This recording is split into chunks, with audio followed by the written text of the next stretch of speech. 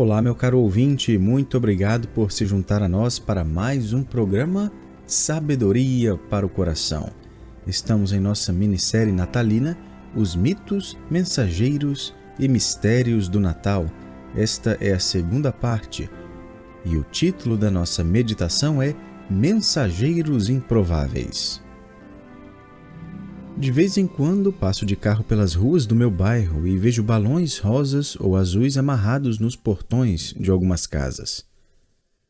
O quintal de uma das casas está até coberto com bonecos de cegonha proclamando a notícia: é menina.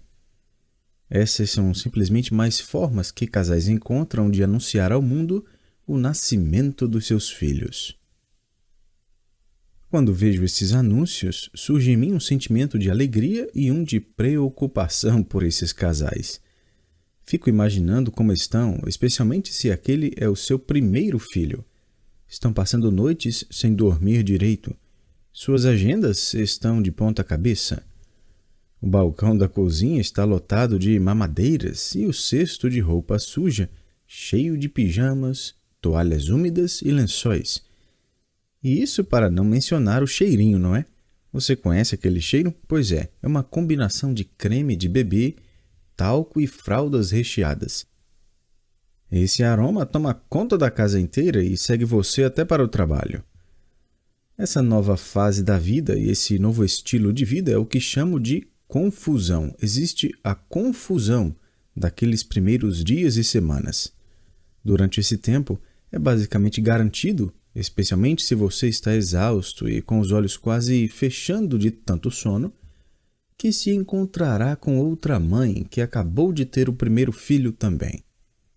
Lá está ela com um grande sorriso no rosto. Está cheia de energia e ela diz: a maternidade é uma maravilha, não é? Desde aquela primeira noite que chegamos do hospital, esse nosso bebezinho tem dormido a noite inteira e depois tira uma soneca de 4 horas durante o dia. Bebês são uma maravilha, não são? Na maioria dos lares, o nascimento de um bebê sinaliza muito mais do que um anúncio de nascimento. Ele sinaliza uma mudança de vida. Colocar alguns balões ou cegonha no quintal é fácil. A vida nunca mais será a mesma. Multiplique isso por 1000 e temos as circunstâncias em torno do nascimento de Jesus Cristo. Pense só numa mudança de vida para José e Maria. Pense numa transformação radical da situação. O anúncio do nascimento de Jesus não foi feito por balões azuis, mas por um desfile angelical pelos céus. Não foram cegonhas no quintal, mas pastores na estrebaria que se maravilharam ao ver o Salvador. Grande é a agitação quando o pai anuncia ao mundo o nascimento do filho. Em nosso encontro anterior, vimos que a glória celestial de Deus explode quase 2.000 quilômetros de Belém para um grupo de cientistas e filósofos do Oriente. Neste momento, logo após o nascimento de Jesus, eles começam a fazer suas malas às pressas para a longa jornada que demorará mais de 1 ano. Os anjos encheram os céus de Belém e também proclamam as boas novas. O anjo Gabriel também fez algumas aparições pessoais para espalhar a notícia. O que faz desses anúncios algo extraordinário é que, por 400 anos, os céus permaneceram em silêncio. Não tem havido mensagem alguma da parte de Deus. Nem estrelas, nem anjos, nem profetas declararam mensagem alguma da parte do Senhor. Quando o profeta Malaquias colocou de lado a sua pena, Deus se calou. Mas agora, depois de uns 400 anos, o silêncio do céu é quebrado e esses anúncios de Deus chegam ao mundo. Que barulho grandioso não foi esse quando Deus usou todo mundo, desde pastores a anjos, para proclamar o nascimento do tão esperado Messias. Existem 2 mensageiros de Deus que geralmente são ignorados na história de Natal, quando tudo ainda estava uma confusão. Vou dizer quem são. Um mensageiro é um bebezinho que nem sequer havia nascido ainda. O outro mensageiro é um homem idoso que estava prestes a morrer. Gostaria de levá-lo a duas cenas diferentes nas quais Deus anunciou o nascimento de Cristo. Chamo sua atenção para o Evangelho de Lucas. O anjo Gabriel fez sua primeira aparição anunciando a concepção milagrosa e o nascimento de um menino. Mas esse menino não é Jesus, é João. O nome do seu pai é Zacarias e o da sua mãe, Elizabeth. Apesar de já terem ultrapassado em muitos anos a idade fértil, Elizabeth engravida de um menino. De acordo com Gabriel, o menino deverá cumprir a profecia de Malaquias e preparar o caminho para o Messias. Os 400 anos de silêncio terminaram. Elizabeth dará à luz a um menino chamado João. Nós o conhecemos por seu distintivo profético e o chamamos de João Batista. Quando Elizabeth está no 6º mês de gravidez, o anjo Gabriel aparece novamente, só que dessa vez para Maria. Ele anuncia uma notícia semelhante: Maria conceberá. Mas é aqui que a semelhança termina. Maria, ainda virgem, conceberá pelo envolver milagroso do Espírito Santo. Não há dúvidas de que ela fica cheia de questionamentos. E José com certeza também. Antes de o anjo Gabriel ir embora, ele deixa uma palavra de tremendo encorajamento a Maria. Veja Lucas 1:37. Porque para Deus não haverá impossíveis. Agora, por que ele adiciona isso? Justamente porque Maria ouvirá não só uma vez, mas milhares de vezes as pessoas dizendo: é impossível. Nenhum homem esteve envolvido nesta gravidez? É impossível. Foi Deus quem fez isso? É impossível.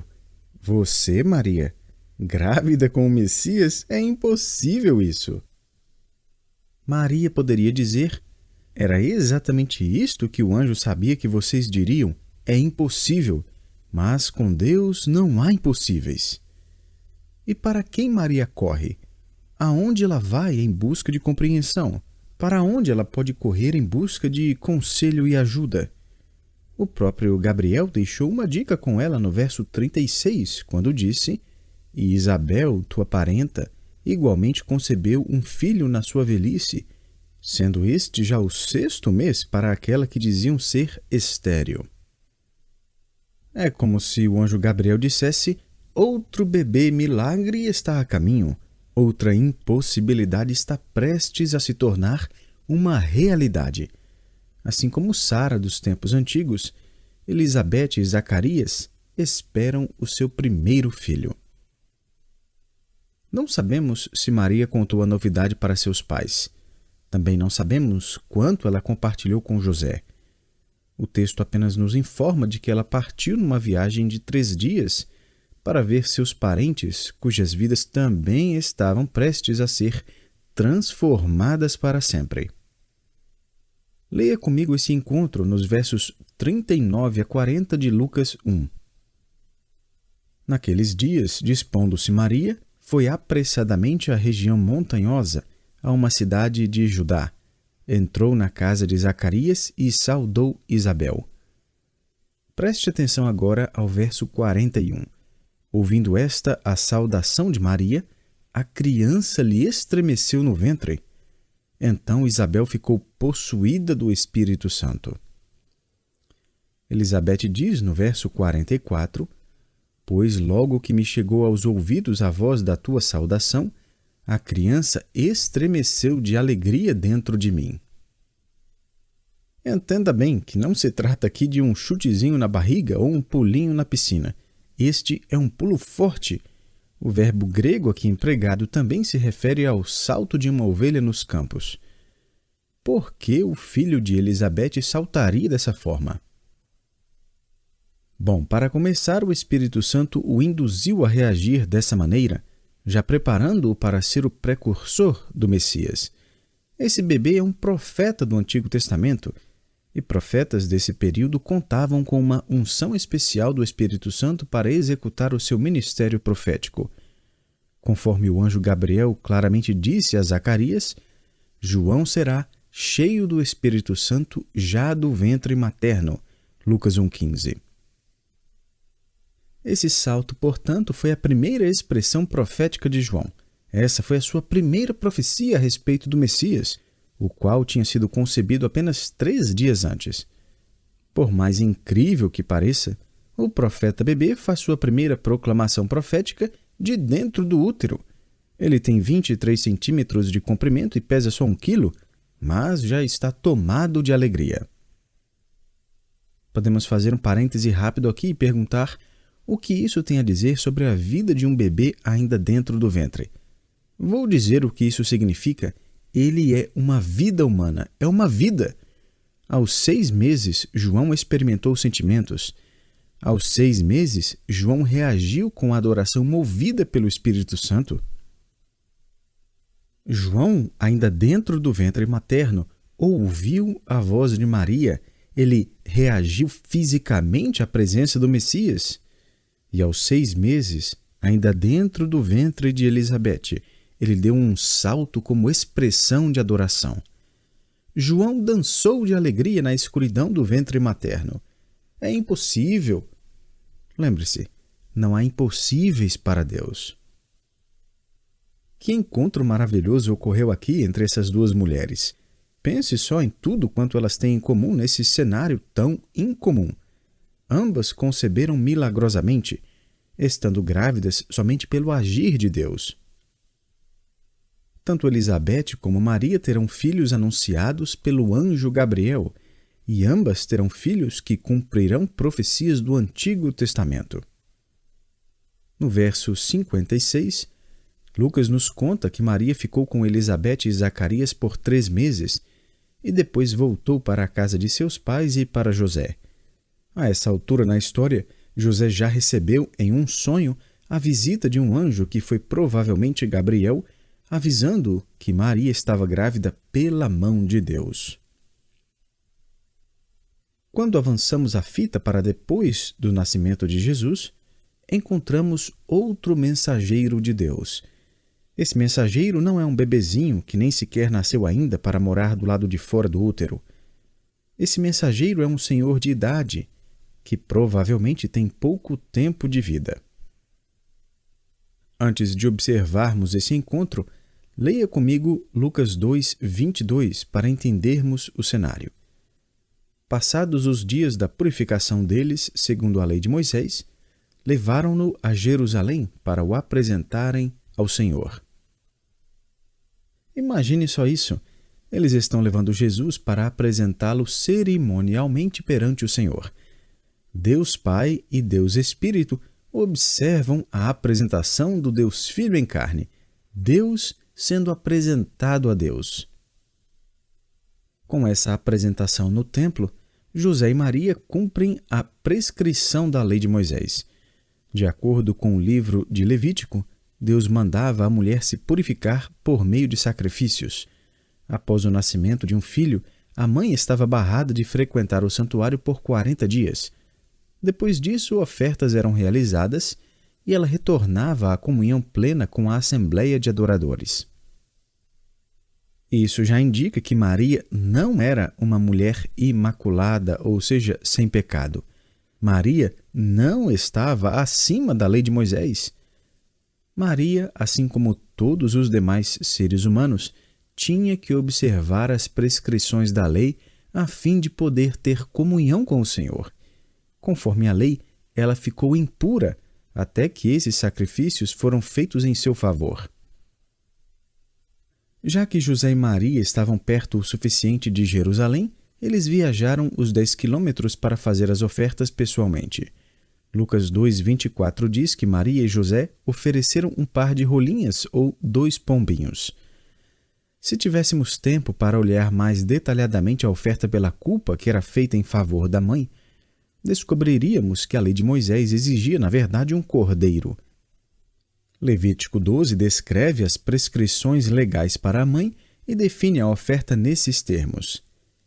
Entretanto, a lei fazia exceções para mães pobres que não tinham condições de oferecer um cordeiro de 1 ano.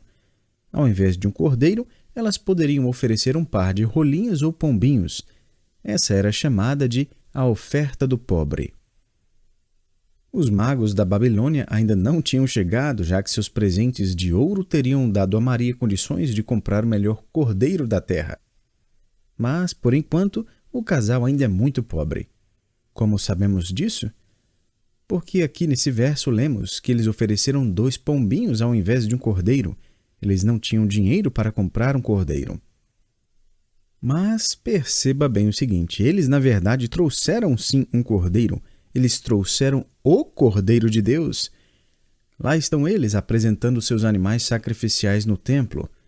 Mas, ao mesmo tempo, seguram em suas mãos o bebezinho que se tornará o sacrifício final pelos pecados de muitos.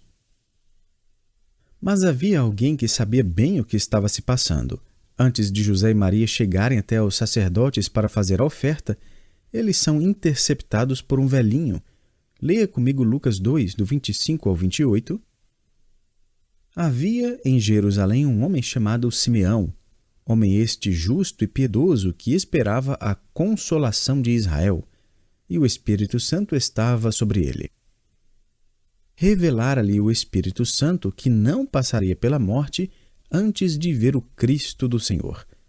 Movido pelo Espírito, foi ao templo, e, quando os pais trouxeram o menino Jesus para fazerem com ele o que a lei ordenava, Simeão o tomou nos braços e louvou a Deus, dizendo: Agora, Senhor, podes despedir em paz o teu servo, segundo a tua palavra, porque os meus olhos já viram a tua salvação, a qual preparaste diante de todos os povos, luz para a revelação aos gentios e para a glória do teu povo de Israel. Você consegue imaginar essa cena? Maria e José são de repente abordados por esse idoso que nem sequer era um sacerdote. Simeão era apenas um homem piedoso que recebeu o privilégio de ser um dos mensageiros de Deus. Ali mesmo no pátio, ele anuncia que o bebê nasceu, que o Messias está aqui. Permita-me concluir nosso estudo fazendo 4 observações. Primeiro, o fato de Deus ter passado 400 anos em silêncio não significou que ele parou de trabalhar.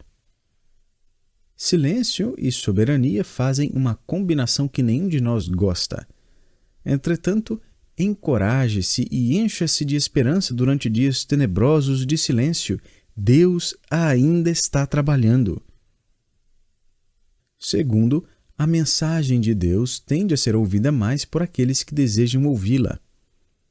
Pense no seguinte: não lemos em lugar algum que sacerdotes se juntaram ao redor de Simeão para lhe fazer perguntas. Também não os vemos tentando arrancar mais informações de José e Maria. Nenhuma multidão se aglomerou ali, ansiosa por uma oportunidade para segurar no colo aquele bebê especial, ou querendo ouvir mais detalhes sobre as implicações da oração poderosa de Simeão. Ao contrário, todos estão tão ocupados com as atividades cotidianas do templo que nem sequer notam a apresentação daquele cuja vida era retratada por todos os mínimos detalhes do próprio templo. Jesus era o pão da proposição, o pão que desceu do céu. Jesus era o candelabro cuja luz é eterna e ilumina o mundo. Jesus era o incenso que exala aroma suave ao Pai em intercessão pelos pecadores. Jesus era o sangue do Cordeiro sobre o propiciatório. Jesus era o sacrifício sobre o altar. Jesus era o véu que em breve seria rasgado, abrindo acesso direto a Deus. E também o sumo sacerdote que um dia se sentaria perpetuamente, tendo concluído o seu trabalho. Por que essas pessoas não ouviram a oração de Simeão? Quem sabe, talvez pelo mesmo motivo que você hoje não a ouve agora. Você também não deseja abraçar esse menino. Você não quer o Salvador em sua vida. A terceira observação é a seguinte: quando Deus escolhe agir, ele geralmente usa circunstâncias comuns e pessoas comuns para realizar a sua vontade. Deus usou um carpinteiro pobre e sua noiva pobre. Ele usou um sacerdote idoso e sua esposa idosa. Agora ele usa um senhor de idade que nem sequer é um sacerdote para erguer o Cristo em suas mãos e proclamar uma mensagem poderosa sobre esse Messias. Finalmente, mesmo em meio à confusão da correria do dia a dia, a voz de Deus pode ser ouvida e sua mão pode ser vista. Acompanhe comigo Lucas capítulo 1 a partir do verso 26. No 6º mês foi o anjo Gabriel enviado da parte de Deus para uma cidade da Galileia chamada Nazaré, a uma virgem desposada com certo homem da casa de Davi, cujo nome era José. A virgem chamava-se Maria. E, entrando o anjo aonde ela estava, disse: Alegra-te, muito favorecida, o Senhor é contigo. Ela, porém, ao ouvir esta palavra, perturbou-se muito e pôs-se a pensar no que significaria esta saudação. Mas o anjo lhe disse: Maria, não temas, porque achaste graça diante de Deus. Eis que conceberás e darás à luz um filho, a quem chamarás pelo nome de Jesus. Este será grande e será chamado Filho do Deus Altíssimo. Deus, o Senhor, lhe dará o trono de Davi, seu pai. Ele reinará para sempre sobre a casa de Jacó, e o seu reinado não terá fim. Então disse Maria ao anjo: Como será isto, pois não tenho relação com homem algum? Respondeu-lhe o anjo: Descerá sobre ti o Espírito Santo, e o poder do Altíssimo te envolverá com a sua sombra. Por isso também o ente santo que há de nascer será chamado Filho de Deus. E Isabel, tua parenta, igualmente concebeu um filho na sua velhice, sendo este já o 6º mês para aquela que diziam ser estéril, porque para Deus não haverá impossíveis em todas as suas promessas. Então disse Maria: Aqui está a serva do Senhor, que se cumpra em mim conforme a tua palavra. E o anjo se ausentou dela. Naqueles dias, dispondo-se Maria, foi apressadamente à região montanhosa, a uma cidade de Judá, entrou na casa de Zacarias e saudou Isabel. Ouvindo esta a saudação de Maria, a criança lhe estremeceu no ventre. Então Isabel ficou possuída do Espírito Santo e exclamou em alta voz: Bendita és tu entre as mulheres e bendito o fruto do teu ventre. E de onde me provém que me venha visitar a mãe do meu Senhor?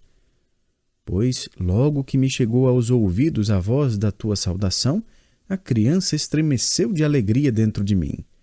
Bem-aventurada a que creu, porque serão cumpridas as palavras que lhe foram ditas da parte do Senhor. Então disse Maria: A minha alma engrandece ao Senhor, e o meu espírito se alegrou em Deus, meu Salvador, porque contemplou na humildade da sua serva, pois desde agora todas as gerações me considerarão bem-aventurada, porque o Poderoso me fez grandes coisas, santo é o seu nome. A sua misericórdia vai de geração em geração sobre os que o temem. Agiu com o seu braço valorosamente, dispersou os que no coração alimentavam pensamentos soberbos, derribou do seu trono os poderosos e exaltou os humildes. Encheu de bens os famintos e despediu vazios os ricos. Amparou a Israel seu servo, a fim de lembrar-se da sua misericórdia a favor de Abraão e de sua descendência para sempre, como prometera aos nossos pais. Maria permaneceu cerca de 3 meses com Isabel e voltou para casa. E lemos sobre Simeão em Lucas 2, que havia em Jerusalém um homem chamado Simeão, homem este justo e piedoso que esperava a consolação de Israel. E o Espírito Santo estava sobre ele. Revelara-lhe o Espírito Santo que não passaria pela morte antes de ver o Cristo do Senhor. Movido pelo Espírito, foi ao templo.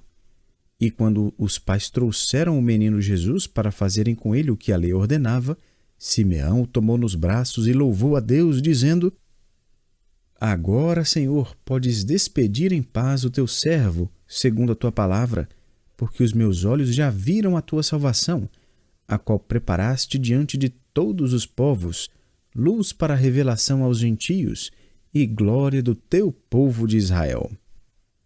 E estavam o pai e a mãe do menino admirados do que dele se dizia.